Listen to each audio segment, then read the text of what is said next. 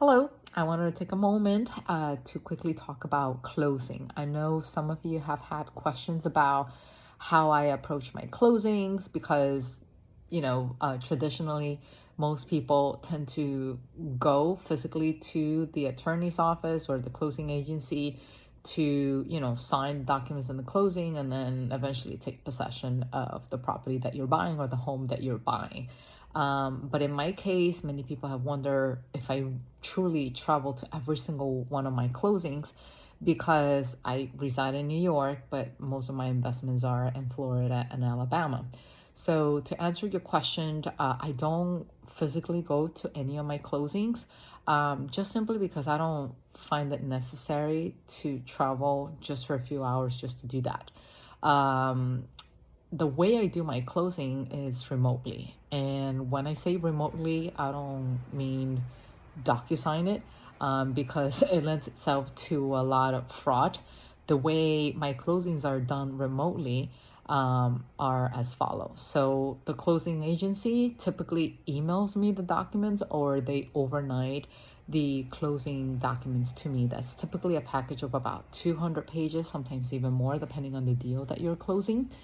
And it is my responsibility to go and find a notary that it's going to help me sign those documents. What do I mean by that? Meaning I need to show up in person with an ID. It could be a driver's license or a passport, something that can corroborate or prove your identity. And you have to sign those documents in front of that notary. So that notary will then afterwards seal it and request for any witnesses if there's one that is required. And that witness also has to be present with a valid ID so that way they can prove their identity.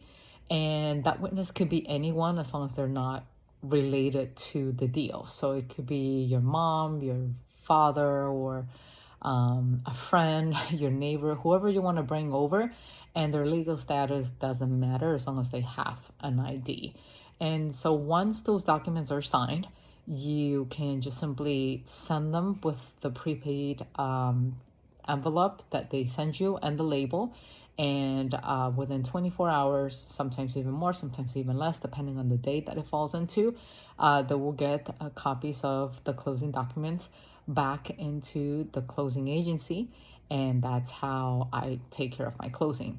However, I do take one extra step, and that's scanning copies of those signed documents because I always like to keep something for my records just in case something happens. Maybe the documents got lost in the mail, although personally I haven't had that happen to me, but it's just for my own peace of mind. It's always nice to know what your documents are, and especially if you have a copy of it, because sometimes the closing agencies, they can take weeks to send you the finalized version of it.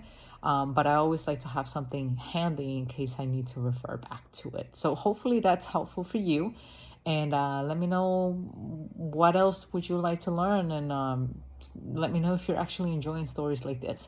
So I guess I'll be seeing you soon in the next story. Take care. Bye bye.